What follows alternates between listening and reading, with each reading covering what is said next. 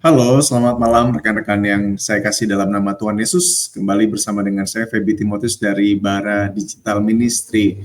Rekan-rekan semua, ada banyak pertanyaan yang muncul dalam kehidupan kita sebagai orang Kristen yang seringkali ketika kita bertanya, kan Alkitab tidak berkata apa-apa tentang hal ini atau hal itu. Alkitab nggak menuliskannya secara dalam tanda kutip secara jelas. Nah, dalam konteks itu, kita seringkali bicara tentang Alkitab dan situasi dilematis itu bagaimana sih kita bisa menarik kesimpulan atau apa yang sebenarnya Alkitab katakan tentang hal itu. Nanti kita belajar bareng-bareng dengan hambanya Evangelis Samuel Sugiarto. Nah, sebelum kita akan memulai, kita mohon pimpinan Tuhan terlebih dahulu. Tuhan Yesus yang baik, yang mengasihi kami bersyukur di malam hari ini kami diberkati dengan kerinduan kembali untuk belajar firman-Mu. Berkatilah dalam situasi-situasi yang pelik dan penuh dilematis dalam kehidupan kami, yang seringkali kami merasa tidak menemukannya jawaban itu di dalam Alkitab, tapi kami rindu dan mohon malam hari ini Tuhan memberikan kami pencerahan, dan melalui hamba-Mu Pak Samuel yang akan menolong kami semua melihat dari apa yang Tuhan mau katakan. Terima kasih Roh Kudus, tolong kami semua di dalam nama Yesus kami berdoa. Amin. Selamat malam Pak Samuel, saya persilakan Pak. Selamat malam Pak Feby dan selamat malam Bapak Ibu dan rekan-rekan sekalian. Senang sekali bisa kembali menjumpai Bapak Ibu dimanapun Bapak Ibu berada untuk kita bisa belajar dan bergumul bersama-sama. Bagaimana kita hidup sebagai umat Tuhan, sebagai orang-orang percaya di tengah-tengah dunia ini untuk kita bisa menyatakan akan kasih Kristus, menyatakan akan kemuliaan Kristus, dan hidup terus-menerus ditopang oleh kasih karunia Allah. Nah, hari ini saya mengajak kita menggumulkan tentang satu tema, yaitu Alkitab dan situasi dilematis. Saya dan percaya ini bukan sebuah hal yang jarang kita temui. Saya menduga bahwa sebagian dalam kehidupan kita, kita diminta untuk mengambil keputusan. Tentu saja ada keputusan-keputusan yang kita bisa ambil dengan cepat dan mudah. Karena bisa jadi bukan sesuatu hal yang sulit, bisa jadi bukan sesuatu hal yang dilematis, bisa jadi bukan sesuatu hal yang bersifat benar dan salah. Ada keputusan-keputusan yang sifatnya jauh lebih preferensial, bergantung kepada kesenangan, kesukaan, mana yang kemudian kita pilih karena tidak ada moralitas, nilai moralitas, benar, salah, baik, buruk di sana. Atau juga ada keputusan-keputusan yang kita bisa ambil karena, dan itu cukup mudah karena memang dampaknya pun, kalau Anda kata ada dampak, itu sifatnya tidak jangka panjang, sifatnya jangka pendek, atau bahkan mungkin sesuatu hal yang tidak berdampak, sehingga kita bisa dengan cepat mengambil keputusan. Tetapi saya juga tetap menduga dan percaya sebagai kehidupan manusia di tengah-tengah dunia yang sudah jatuh dalam dosa. Nah, saya percaya kondisi dilematis itu terjadi karena dunia ini tidak ideal. Dunia ini sudah rusak karena dosa. Demikian juga kita sebagai orang yang harus mengambil keputusan, kita pun juga bergumul dengan keberdosaan setiap kita. Sehingga di tengah-tengah situasi seperti ini, saya percaya tidak mudah untuk kita itu mengambil keputusan. Nah, hari ini saya mengajak kita belajar bagaimana sih prinsip-prinsip yang Alkitab itu ajarkan untuk menolong setiap kita. Bahkan kita juga menggunakan Alkitab untuk menolong setiap kita di tengah-tengah membuat keputusan di dalam situasi-situasi yang tidak mudah atau yang seringkali disebut dengan situasi dilematis. Apa sih situasi dilematis ini? Ini untuk membuat klarifikasi aja supaya kita tahu dan kita bisa sama-sama on the same page gitu ya. Situasi dilematis adalah sebuah situasi di mana seringkali kita itu tidak mempunyai pilihan yang terbaik. Bahkan bukan pilihan yang baik. Seringkali pilihan-pilihan yang ada itu adalah pilihan yang sama-sama buruk. Nah, mungkin di lain kesempatan kita akan membicarakan situasi yang lain, yaitu bagaimana ketika pilihan-pilihan yang ada di hadapan kita itu adalah pilihan-pilihan yang sama-sama baiknya. Mana yang kemudian harus dipilih, manakah yang sesuai dengan kehendak Tuhan. Nah, itu bukan situasi dilematis. Istilah dilematis lebih cocok digunakan untuk suatu situasi di mana tidak ada pilihan yang baik di dalamnya. Mungkin beberapa contoh ini menolong setiap kita bisa memahami apa yang dimaksudkan dengan situasi dilematis. Saya pernah berjumpa dengan seseorang yang dalam satu keluarga ini ada seorang tua yang sudah menjadi nenek. Nah, dia punya beberapa anak dan ada satu anaknya itu yang kemudian meninggal karena mengalami sebuah kecelakaan. Dan nenek ini seseorang yang mempunyai sakit jantung yang sangat kronis.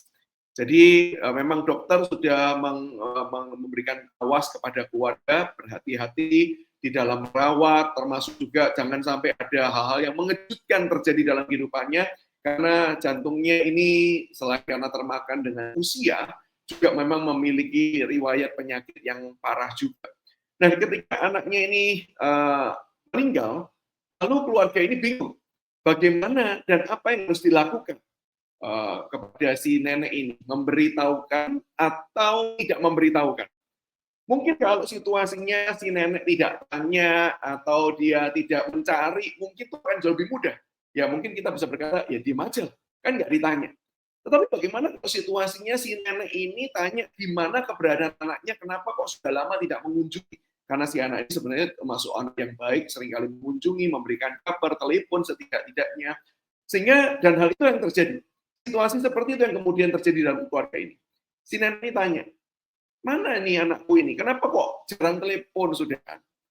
Lalu kenapa kok nggak datang?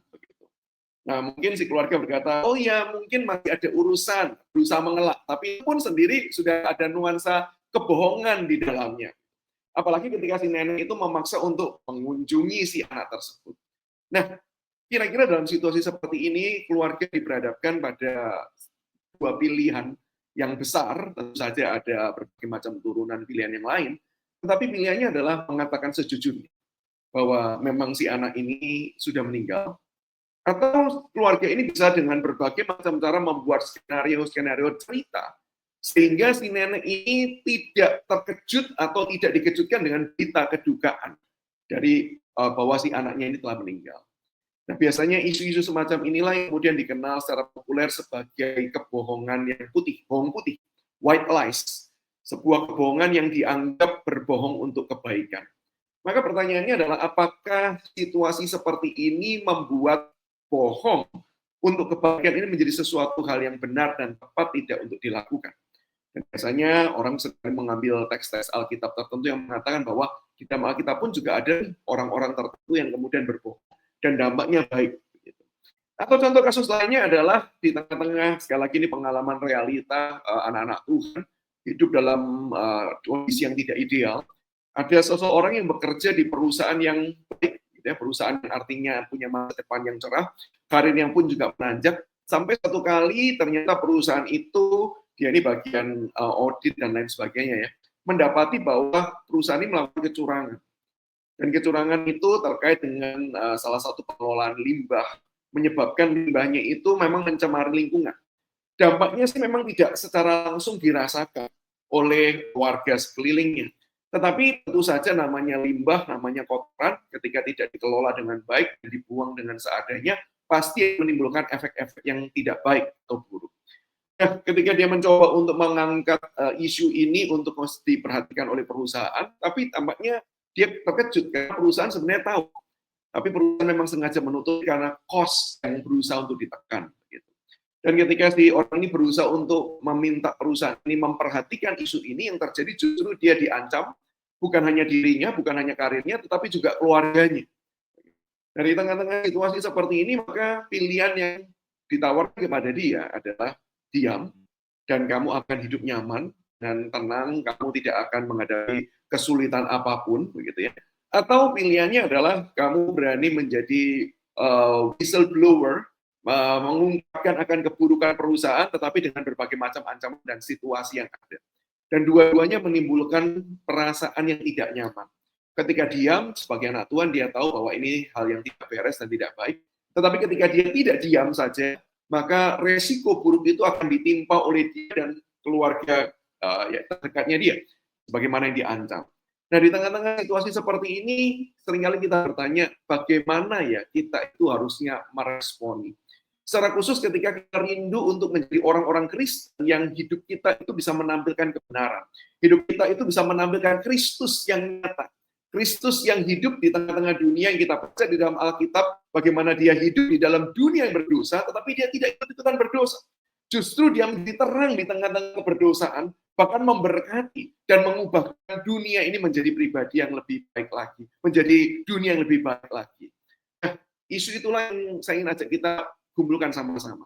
Tapi sebelum masuk ke dalam poin-poin yang ingin saya highlight dan saya ingin tekankan, saya perlu memberikan beberapa spoiler hal tertentu nih, penting. Yang pertama adalah tentu saja saya tidak dalam kesempatan ini tidak akan membahas terkait semua sistem etika yang ada. Bagaimana apa saja yang ada, sistem-sistem seperti apa saja yang ada, baik secara umum maupun secara spesifik di dalam sistem etika kekristenan. Karena durasi waktu. Dan dalam bagian ini, dalam waktu ini, saya cuma ingin akan memaparkan apa yang menjadi keyakinan dan cara pandang saya. Yang saya harus akui bisa jadi berbeda antara satu rohaniwan dengan rohaniwan yang lain. Nah, tujuan saya mengungkapkan hal ini adalah supaya kita bukan saling mengadu domba, tapi kita saling belajar untuk melihat argumentasi-argumentasi yang diberikan. Nah, saya berupaya untuk saya bisa memberikan argumen-argumen yang cukup mendasar, cukup basic. Kenapa sih saya memilih akan pandangan yang saya pegang dan saya anut tersebut? Nah, harapannya rekan-rekan kita sama-sama bisa saling belajar, saling memperkaya diri, sehingga di tengah-tengah isu seperti ini saya percaya ini tetap merupakan sebuah isu yang sukar, tidak mudah diputuskan, tetapi saya rindu beberapa prinsip ini akan menolong setiap kita. Nah, saya mengajak kita melihat beberapa poin ini. Yang pertama, kalau kita membaca di dalam Alkitab, maka Alkitab itu memaparkan bahwa karakter Allah, dan karakter inilah yang kemudian menjadi dasar dari moralitas, itu sifatnya utuh dan sempurna.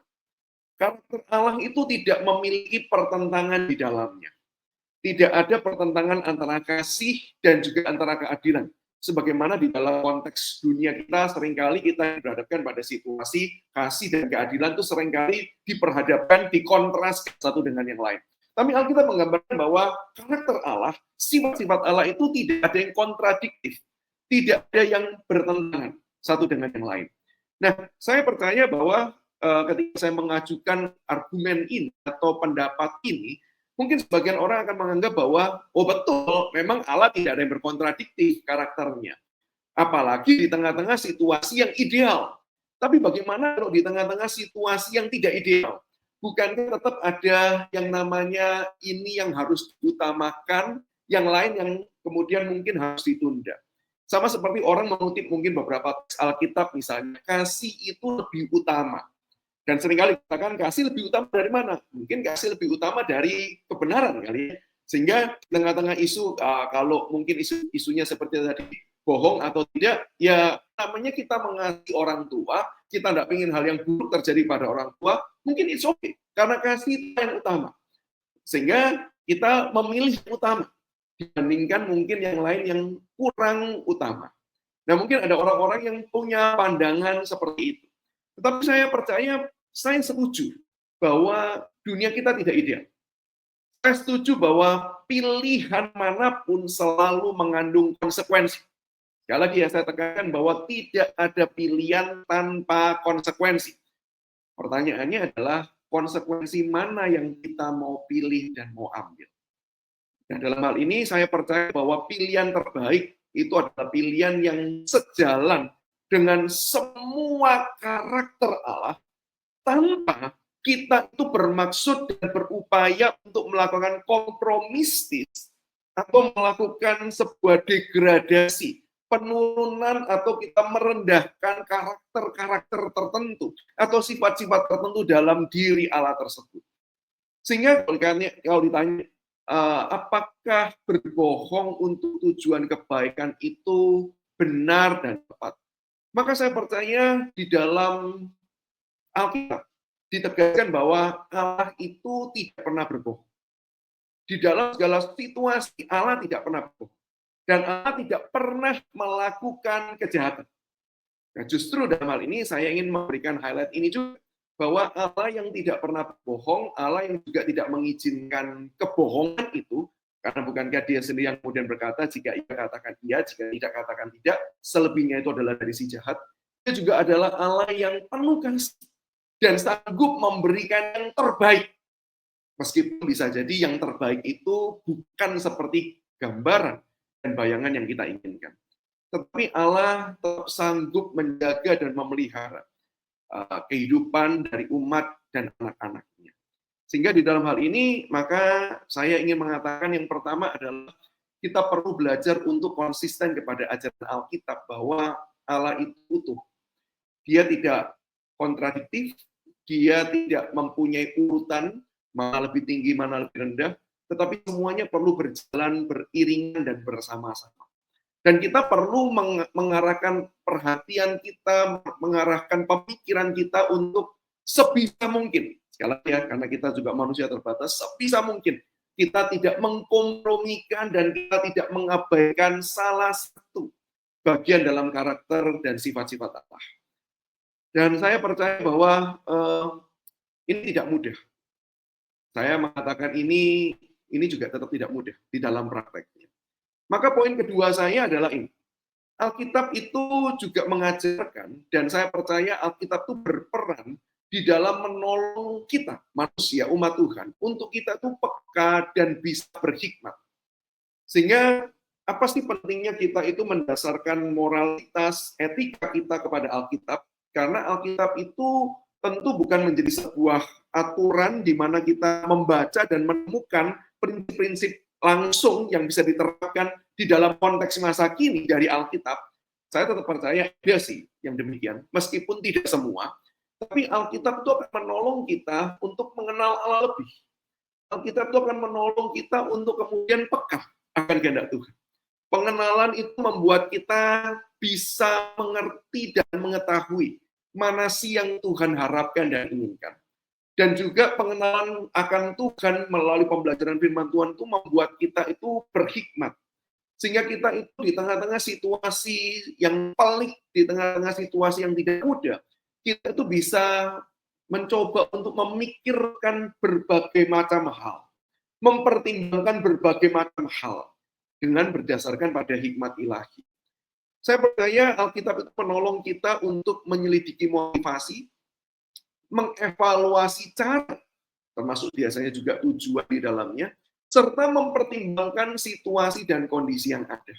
Sehingga kepekaan kita dan hikmat itu menolong kita untuk coba periksa motivasi.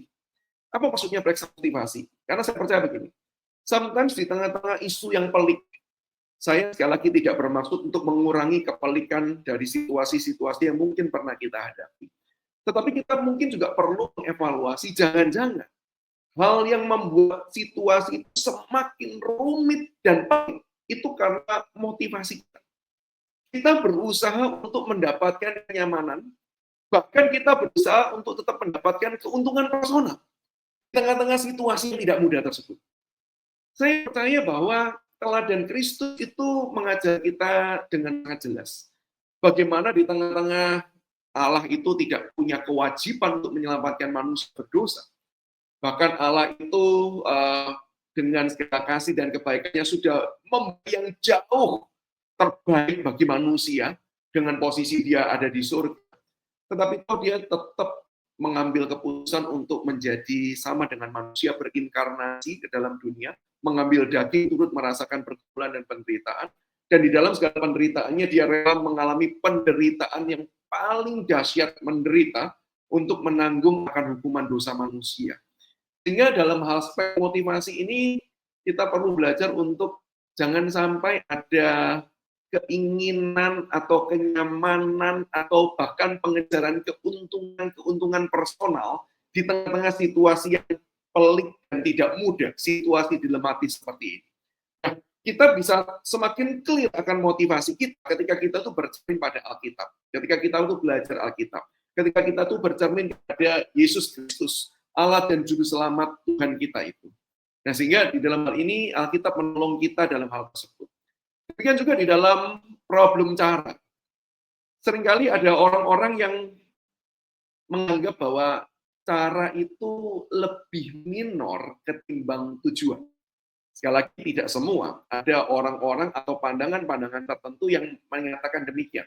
Bahwa yang penting tujuannya benar, tujuannya baik, maka cara itu bisa dibenarkan. Saya kenal percaya bahwa Alkitab tidak pernah membenarkan apapun untuk mendapatkan hal yang kelihatannya benar. Sebagai contoh misalnya, kalau kita membaca peristiwa Musa, Musa dipanggil oleh Tuhan menjadi alatnya untuk membebaskan Israel dari tangan orang Mesir. Dan saya percaya Musa yang kemudian dengan segala kebaikan, kedaulatan Tuhan yang memimpin, Musa itu dirawat oleh ibunya sejak kecil, ibu kandungnya. Musa tahu akan panggilan Tuhan tersebut. Musa aware dan sadar. Kalau dia diberikan privilege demikian berharga, berarti ada hal-hal tertentu yang Tuhan mau kerjakan. Tetapi ketika dia menggunakan caranya sendiri, dengan tujuan yang baik kelihatannya, membela umat yang menderita, menegakkan kebenaran dan keadilan, maka mungkin sebagian orang berkata bahwa oke lah, cara itu bisa dibenarkan. Meskipun caranya mungkin kelihatannya membunuh orang, tapi ya tujuannya baik. Tapi kalau kita membaca di dalam teks Alkitab tersebut, maka kita akan menjumpai bahwa enggak. Tuhan tidak mau pakai Musa dalam kondisi yang seperti itu. Tuhan mau pakai setiap orang bukan menurut cara pikir dan cara kerjanya manusia, tetapi menurut cara pikir dan cara kerjanya Tuhan. Untuk menggenapi apa yang menjadi rencana dan kehendak Tuhan tersebut. Kehendak Tuhan yang mulia tidak boleh dikotori dan dicemari dengan cara-cara yang tidak berkenan. Apalagi cara-cara yang justru melawan dari kehendak Tuhan itu sendiri. Sehingga dalam hal ini saya percaya bahwa tujuan tidak pernah membenarkan cara. Tujuan perlu dipikirkan. Demikian juga cara perlu digumulkan dengan sebaik mungkin, sebenar mungkin, dan setepat mungkin. Sebaik mungkin berarti ini berbicara goodness, kebaikan semakin banyak orang. Sebenar mungkin berarti ini prinsip kebenaran, truth, yang tidak boleh diotak-atik, tidak bisa diubah, sesuatu yang fundamental. Dan setepat mungkin berarti ini berbicara mengenai sebuah situasi, efektivitas, dan lain sebagainya. Kalau ada orang-orang menggambarkan misalnya teks, misalnya ada seorang perempuan yang menyelamatkan pengintai Israel dengan cara berbohong, saya setuju sih bahwa cara itu adalah cara yang menyelamatkan dua orang pengintai tersebut. Tetapi cara itu bukan cara yang dibenarkan. Atau setidaknya saya bisa mengatakan Alkitab tidak mengindikasikan bahwa Tuhan memvalidasi dan menjustifikasi cara perempuan tersebut untuk menyelamatkan. Memang dalam teks Ibrani dituliskan bahwa wanita ini disebut beriman. Tetapi beriman dalam konteks dia percaya kepada Allah Yahweh, maka dengan hal itulah dia mau menyelamatkan dua orang pengintai tersebut.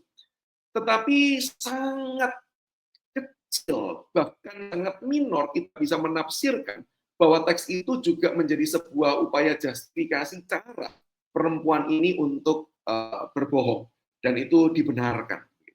Sehingga orang bisa tanya, kalau tidak berbohong, terus ketahuan bagaimana? Maka saya percaya kalau memang Tuhan pingin dua pengintai itu nggak ketahuan, meskipun perempuan itu berbohong, bukankah ada teks lain di dalam Alkitab yang menunjukkan bahwa Tuhan itu bisa membutakan mata orang, sehingga dia bisa melihat, tapi dia nggak bisa sadar akan keberadaan orang tersebut. Bukankah teks itu juga ada di dalam Alkitab? Satu nabi yang kemudian mau ditangkap, lalu kemudian nabi ini ada ngobrol dengan orang yang mau menangkap, tapi justru nabi ini nggak disadari bahwa dia adalah orang yang dicari. Tuhan sanggup mengerjakan dengan cara-cara dan dengan kreativitas Allah yang luar biasa. Dan bukankah sekali lagi kalau kita melihat dari Injil, inkarnasi Yesus, bahkan karya penebusan yang Kristus kerjakan, itu semua di luar daripada apa yang manusia pikirkan. Kok bisa-bisanya dan kok maunya Allah itu menjadi manusia, bahkan menanggung hukuman manusia. Hal itu menjadi sebuah dasar dan fondasi bagi kita untuk percaya bahwa bagi Allah itu Tuhan sanggup mengadakan sebuah cara yang nggak sanggup dilakukan manusia, yang nggak melanggar semua karakternya dia, ketika kita mau hidup taat dan tunduk kepada dia. Maka saya pikir ini prinsip yang juga perlu kita perhatikan dan jaga. Dan kalau kita memperhatikan problem situasi, saya percaya satu hal sih, ketika tidak ada jalan keluar yang nampak di dalam penglihatan kita maupun pemikiran kita, maka seperti yang tadi saya katakan, Allah itu sanggup sih mengerjakan semua hal tersebut. Sehingga dari sinilah kita melihat bahwa Alkitab itu sangat berperan untuk menolong kita itu bisa peka dan berhikmat, memutuskan cara yang benar, baik, dan tepat. Dan yang terakhir, saya percaya Alkitab itu berperan di dalam menyatakan pengampunan dan menuntun kita di dalam pertumbuhan. Dan bagi saya ini poin yang penting. Karena begini, seringkali biasanya di dalam isu-isu dan perbincangan etika ini orang menanyakan begini, kalau situasinya tidak ideal seperti ini, mungkin tidak kita tuh mengambil keputusan yang ideal. Saya ambil contoh satu pertanyaan yang pernah ditanyakan di dalam diskusi kami ya. Ada rekan yang bertanya begini, kalau pilihannya cuma dua, ini sekali lagi ya dalam pemikiran manusia, kalau pilihannya cuma dua, ada perampok, pembunuh yang menawan keluargamu, lalu kemudian menyandera keluargamu, dan dia akan membunuh. Pasti membunuh, tidak mungkin tidak. Dan di tanganmu ada senjata yang bisa membunuh dia, bukan melumpuhkan. Pilihannya kamu bunuh dia atau kamu biarkan keluargamu meninggal. Pilihan mana yang akan kamu ambil? Nah, ini bukankah sebuah pilihan yang tidak mudah? Tentu kalau kita mau katakan ya, ini ada pilihan yang lain sih, kita bisa jadi cuma melukai orang tersebut supaya mencegah dia membunuh keluarga kita lalu kabur bersama-sama. Tapi orang suka bertanya gini, kalau tidak ada kemungkinan itu, pilihannya cuma kamu bunuh atau keluargamu dibunuh, mana yang kamu pilih? Maka saya percaya bahwa ini pilihan yang tidak mudah. Saya pun harus jujur mengakui kalau pilihannya cuma dua ini. Di dalam penglihatan saya dan di dalam apa yang bisa saya pikirkan, mungkin saya tetap akan berkata, ya saya akan pilih selamatkan keluarga. Lalu dia berkata, berarti kamu bunuh dong. Berarti kamu membunuh orang lain dong. Dan menurutmu itu salah membunuh. Saya tetap akan berkata itu salah. Meskipun saya percaya itu merupakan upaya pembelaan diri. Tetapi membunuh merupakan sesuatu hal yang salah dan tidak bisa dibenarkan. Nah, di dalam hal inilah Alkitab juga memberitahu kita bahwa ada pengampunan. Saya mau mengatakan bahwa ketika saya melakukan upaya penyelamatan, pembelaan diri dengan melukai, bahkan membunuh orang lain, saya akan tetap datang ke hadapan Tuhan dan berkata, Tuhan, ampunilah saya. Karena saya sudah mengambil nyawa orang lain. Saya butuh akan belas kasihan-Mu, dan saya butuh Engkau sendiri boleh menyucikan, memurnikan, dan menguduskan kembali hamba-Mu ini. Saya percaya sebagaimana Alkitab memberitahu bahwa pengampunan itu diberikan bagi orang-orang yang datang dan mengaku bersalah di hadapan Tuhan. Karena Dia adalah Allah yang setia dan adil. Dan Tuhan itu juga menolong kita bukan cuma mengampuni, tapi akan menolong kita untuk menuntun di dalam langkah pertumbuhan iman kita. Sehingga saya yakin percaya di keputusan-keputusan moral, etis dalam situasi dramatis, itu sangat terkait dengan sejauh apa kita mengenal Tuhan, dan sebagaimana kemudian kita menghayati pengenalan tersebut. Sehingga dengan bertambahnya pengenalan kita kepada Tuhan, atau bahasa populernya bertambahnya iman kita kepada Tuhan, maka disitulah Tuhan akan menolong kita juga bisa mengambil keputusan-keputusan yang jauh lebih baik, keputusan-keputusan yang benar, baik, dan tepat. Tapi sekali lagi, sebagai penutup, situasi yang dilema semacam ini bukanlah suatu hal yang mudah. Maka sekali lagi mari kita mohon belas kasihan Tuhan dan anugerah Tuhan di tengah segala situasi yang ada untuk kita tetap melihat dan berpusat pada karakter Allah, dan mohon akan bimbingannya, hikmat ilahi Tuhan menolong setiap kita, dan di tengah-tengah mungkin kita jatuh dan gagal, mari kita datang kepada Tuhan dan memohon belas kasihan Tuhan, mengampuni dan mempertumbuhkan setiap kita. Kiranya Tuhan memberkati setiap kita.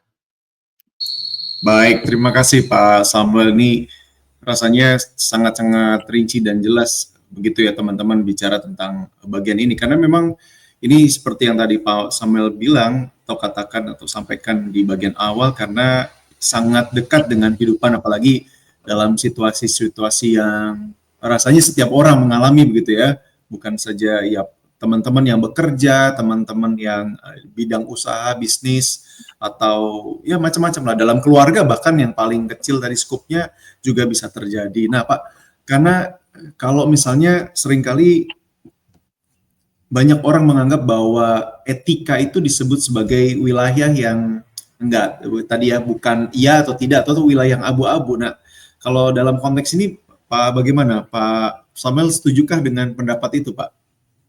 Iya, istilah itu populer ya bahwa situasi dilematis, keputusan etis itu seringkali disebut sebagai perdebatan atau wilayah abu-abu. Di dalam pengertian bahwa tidak ada satu keputusan yang terbaik yang mengalahkan semua opsi yang lain secara mutlak, saya setuju. Saya setuju. Sehingga mau dikatakan bahwa ya kita patut bergumul di hadapan Tuhan. Kita sangat sulit untuk menghakimi situasinya orang lain. Sehingga dalam hal ini saya setuju bahwa untuk membuat sebuah pilihan yang paling benar, paling tepat, paling baik, yang mengalahkan secara total ya, argumen-argumen yang bisa dipatahkan total dari pandangan-pandangan yang lain itu, saya kok yakin nggak ada sih yang seperti itu, sehingga bisa disebut wilayah abu-abu. Saya setuju dalam kategori tersebut. Dan saya juga setuju disebut wilayah abu-abu karena ada begitu banyak hal yang perlu dipertimbangkan. Ada begitu banyak irisan-irisan yang situasi yang kontras, karakter-karakter, ataupun misalnya hal-hal tertentu yang perlu dipertimbangkan secara kompleks. Saya setuju. Ini sesuatu hal yang tidak mudah, sehingga disebut ini wilayah abu-abu, sehingga kita tidak bisa dengan cepat berkata, itu jawabannya, harus begini, harus begitu. Saya setuju dengan hal tersebut. Tetapi saya juga memberikan tanda awas, karena begini, kesannya ketika orang mengatakan bahwa oh ini wilayah abu-abu, berarti tidak ada yang paling benar, paling baik, paling oke, dan paling sempurna, maka kita itu bisa seolah-olah mengambil keputusan apapun tanpa sebuah kebijaksanaan yang dipertimbangkan dengan serius.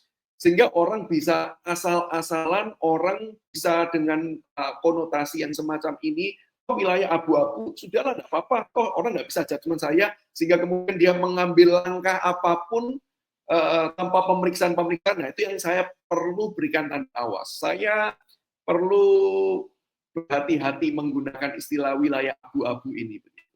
Sehingga kalau ditanya, setuju enggak, tergantung definisinya apa.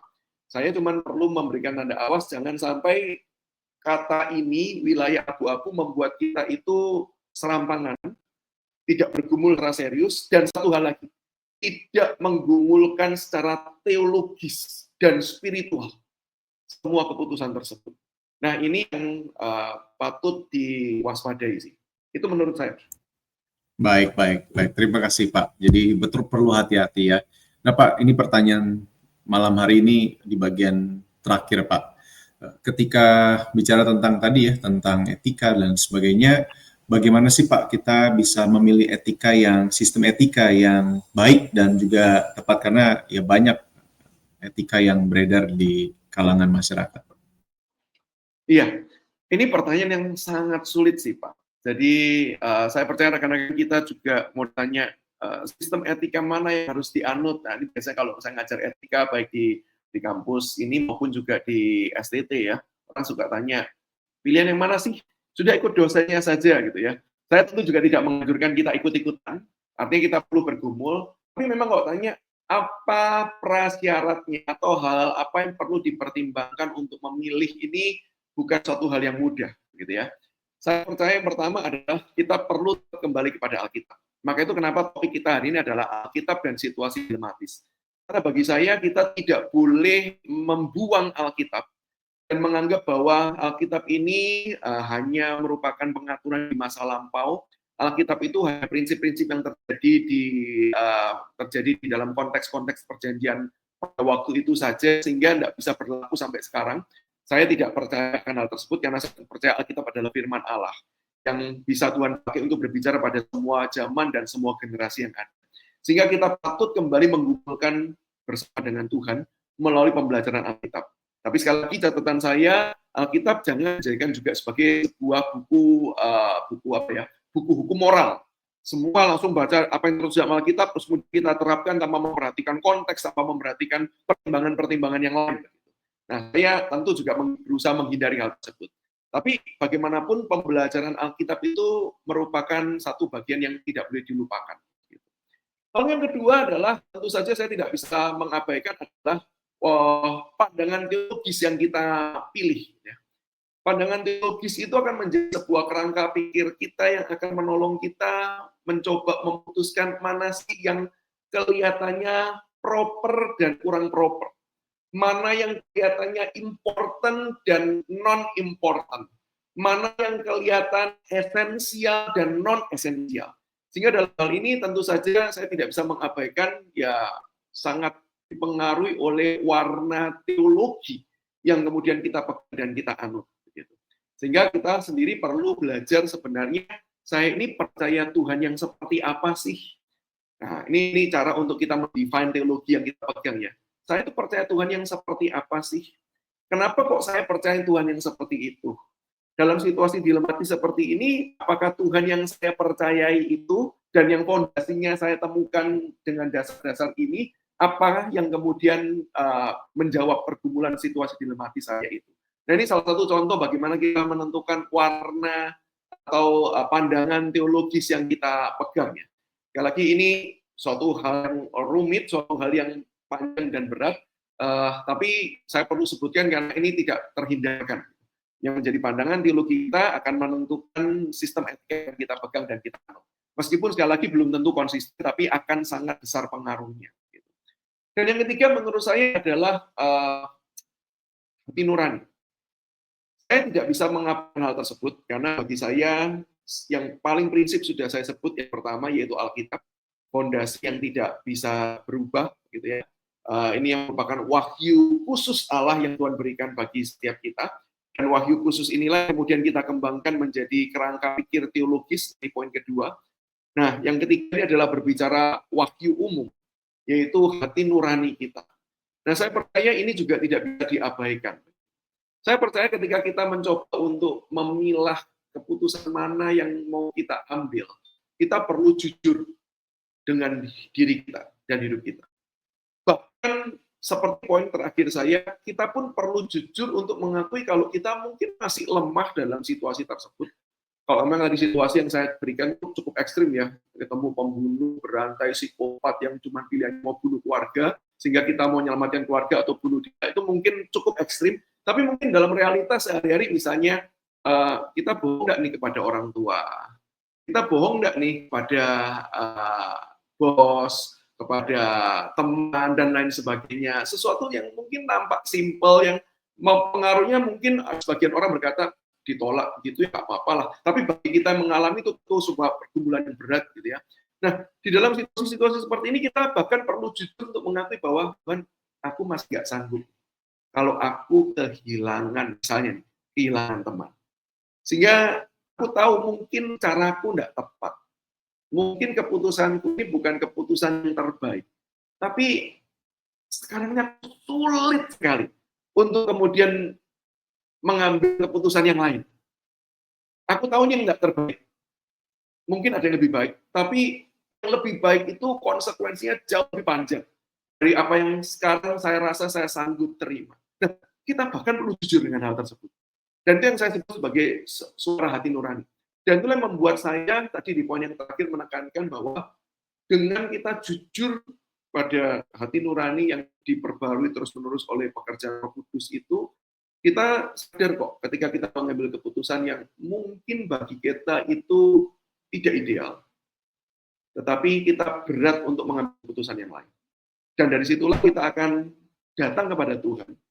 Kita bisa memohon Tuhan menguatkan, atau kita bisa kemudian datang dan berkata, Tuhan ampuni, aku memang dengan sengaja mengambil keputusan yang seperti ini. Dan aku tahu ini bukan yang terbaik. Maka Tuhan tolong ampuni saya. Nah, dengan kejujuran karena suara hati nurani itulah, maka saya percaya pengampunan dan pertumbuhan itu akan terjadi. Sehingga kita perlu jujur. Jangan berusaha untuk membuat hati nurani kita itu tumpul, dan jangan berusaha untuk membuat pembenaran-pembenaran apapun. Kalau itu memang sesuatu hal yang keliru, tapi kita masih dalam konteks kita saat itu, kita tidak sanggup mengambil keputusan yang lain, ya akui saja bahwa itu kelemahan kita. Tanpa perlu melakukan justifikasi apapun.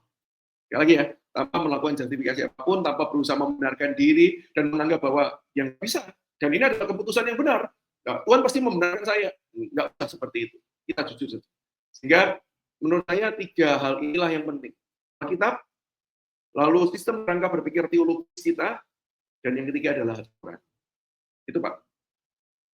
Baik. Terima kasih Pak untuk 3 hal ini. Ini betul jadi akarnya atau mendasar untuk kita melihat memilih etika yang benar pasti sesuai dengan firman Tuhan.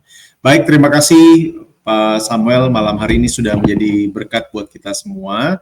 Dan saya persilakan Pak Samuel boleh menolong kita Pak, kalau ada closing statement dan juga mendoakan kita semua dalam doa penutup. Ya, rekan-rekan, saya tentu saja berharap kita dihindarkan sebanyak mungkin dari situasi-situasi dilematis. Nggak bisa berharap kita dihindarkan dari semua situasi dilematis, tapi sebanyak mungkin. Tetapi andai kata kita saat ini, bahkan mungkin dalam waktu-waktu mendatang kita menghadapi situasi-situasi dilematis yang tidak mudah, mari kita terus bergumul bersama dengan Tuhan. Ingat, jangan abaikan Tuhan, jangan lupakan Tuhan, jangan menganggap Tuhan tidak akan berperan menolong kita, tapi andalkan Dia. Melalui pembelajaran kita akan firman Tuhan, melalui kemudian kedekatan kita dengan Tuhan yang membuat kita peka akan Tuhan, dan kita punya hikmat untuk memutuskan mana yang terbaik dalam situasi tersebut, begitu ya. Di dalam konteks kita juga, dan mari kita juga percaya bahwa Tuhan akan memampukan kita untuk bertumbuh dari waktu ke waktu, sehingga semakin hari semakin kita itu bisa mengerjakan yang semakin lebih baik lagi, semakin lebih tepat lagi, semakin lebih sempurna lagi, dan semakin lebih jelas menggambarkan akan keutuhan dan kesempurnaan karakter Allah tersebut melalui setiap keputusan yang kita ambil. Dan biarlah kebenaran Alkitab menolong kita untuk bisa berjalan bersama dengan Tuhan. Mari kita berdoa. Bapa di surga, kami bersyukur keberadaan Alkitab yang menolong kami bisa bergumul bersama-sama dengan Tuhan, memberitahu kami satu hal, bahwa Tuhan tidak pernah meninggalkan kami seorang diri, secara khusus di tengah-tengah keputusan-keputusan yang perlu kami ambil, tengah-tengah situasi sulit dilematis yang perlu kami pilih. Tuhan tolong bantu kami. Kami tahu ini tidak pernah menjadi lebih mudah. Dengan kami mengetahui prinsip-prinsip ini, belum tentu ini menolong kami bisa lebih mudah, lebih cepat mengambil keputusan. Tapi setidaknya dengan kami mengetahui prinsip-prinsip yang dipelajari hari ini, itu membuat kami lebih bergumul, membuat kami lebih mawas dan lebih berhati-hati, membuat kami lebih percaya dan beriman kepada Tuhan, dan membuat kami lebih jujur, dan membuat kami lebih mau taat kepada pimpinan Tuhan. Tuhan tolong bantu setiap rekan-rekan, bantu juga bantu setiap kami. Ketika kami mengambil keputusan, biarlah keputusan kami mencerminkan akan kasih, anugerah, dan kemuliaan serta kebenaran. Sehingga melalui keputusan-keputusan itulah orang melihat Engkau dengan semakin jelas melalui kehidupan kami. Terima kasih Tuhan. Dengar doa kami. Di dalam nama Tuhan kami, Yesus Kristus, kami berdoa dan berserah diri. Amin. Amin. Sekali lagi terima kasih Pak Samuel sudah menjadi saluran berkat buat kita semua, dan terima kasih atensi dari rekan-rekan. Dan saya, Feby Timotius, bersama dengan Pak Samuel dan kerabat yang lain di balik layar, kami undur diri. Tuhan Yesus berkati kita semua. Amin.